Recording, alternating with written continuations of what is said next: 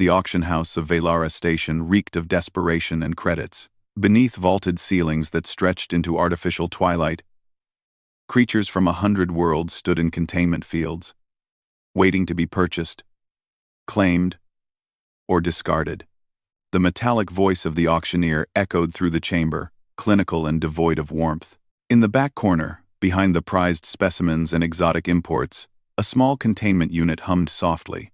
Inside, curled into a ball no larger than a human child, was Sarathi.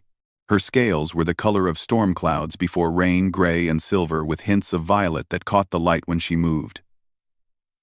But she rarely moved anymore. Her wings, still translucent and fragile with youth, were tucked tight against her body. The neural translator embedded in the containment field picked up her thoughts, broadcasting them in a whisper that no one bothered to hear. Nobody wants me. It was true. For 3 cycles, Sarathi had watched as buyers came and went. They wanted the fire breathers, the ones with pedigrees stretching back to the dragon wars. They wanted the massive war drakes, the elegant sky serpents, the frost worms with their crystalline beauty. No one wanted a mixed-breed hatchling whose mother had been lost in a station raid and whose father was unknown. The Valeron traders had found her in the wreckage, alone and mewling. They'd seen an opportunity for profit, but the market had proven them wrong. With each passing day, her value diminished. Soon, they'd stop feeding her. Then they'd dispose of her. It was simply business. Sarathi closed her eyes and tried to remember her mother's warmth.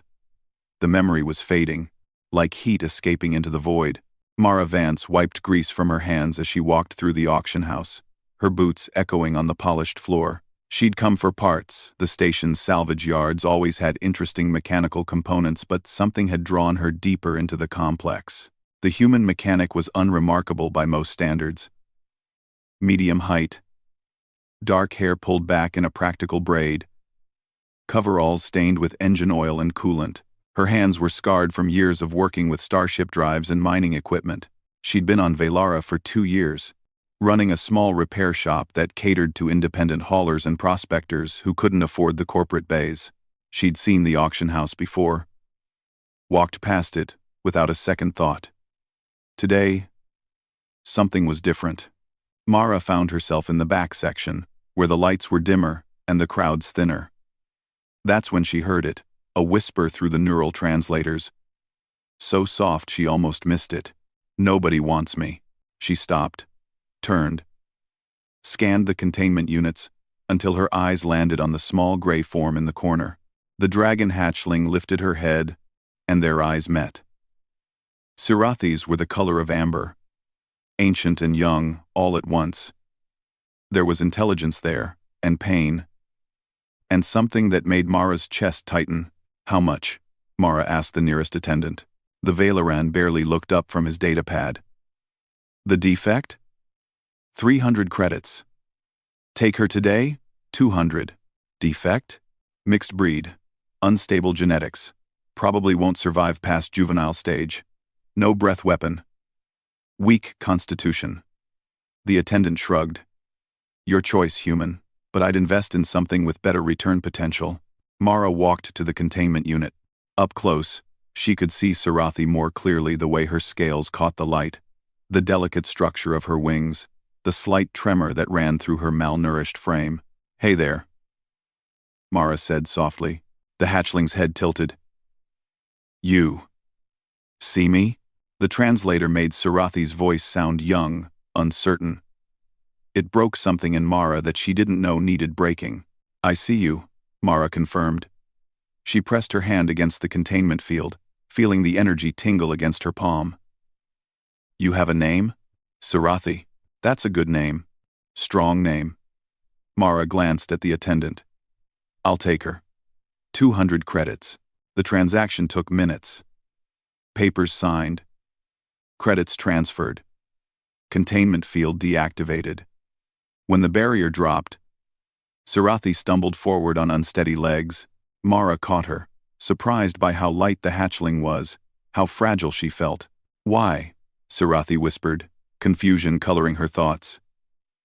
I am worthless, broken. Mara looked into those amber eyes and smiled a real smile. The kind she hadn't worn in months. You're not broken. You're just waiting for the right person to see what you are. What am I? You're mine now. That's what you are. The walk back to Mara's shop was slow. Sarathi could barely walk, her muscles atrophied from weeks in containment. Mara carried her most of the way, ignoring the stares from passers-by. A human carrying a dragon hatchling wasn't common, but Velara Station had seen stranger things. The shop was small but warm, cluttered with engine parts and diagnostic equipment. Mara cleared a space near her workbench, laying down thermal blankets and setting up a heating lamp. She'd raised animals before back on Earth, before she'd left for the stars. The basics were universal. Warmth, food, safety. Hungry? Mara asked. Sarathi nodded weakly. Mara pulled out ration packs, then paused.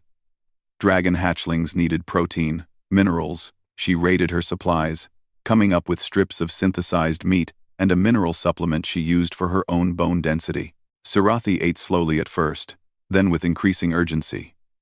When she finished, she looked up at Mara, with something like wonder. You fed me. Of course I did. You're hungry. Mara sat down beside the hatchling, her back against the workbench. Listen, Sarathi. I'm not going to lie to you. I don't know much about dragons. I'm a mechanic. Not a xenobiologist, but I know about being unwanted. I know about people looking past you because you don't fit their expectations. The hatchling crept closer, settling against Mara's side. The human's warmth was different from her mother's, but it was warmth nonetheless. I will disappoint you, Sarathi said quietly. I am weak. I have no fire. You're a survivor, Mara interrupted. You made it this far, didn't you? Through raids and abandonment, and that hellhole of an auction house. That takes strength. She gently stroked the hatchling's head, feeling the smooth scales beneath her fingers. Maybe you don't have fire. So what? I've got plasma torches. We'll figure it out. For the first time in weeks, Sarathi felt something other than despair. It was small, fragile as her wings, but it was there. Hope. You really want me? The hatchling whispered. Mara looked down at the small dragon curled against her side, at the way Sarathi's breathing had already begun to steady, at the faint glow returning to those amber eyes. Yeah, Mara said softly. I really want you. Outside, Velara Station spun through the void, indifferent to the small miracle happening in a cluttered mechanic's shop. But inside, in that warm space filled with the smell of engine oil and hope, a bond was forming that would prove stronger than fire, deeper than instinct. A human and a dragon. Unwanted and overlooked.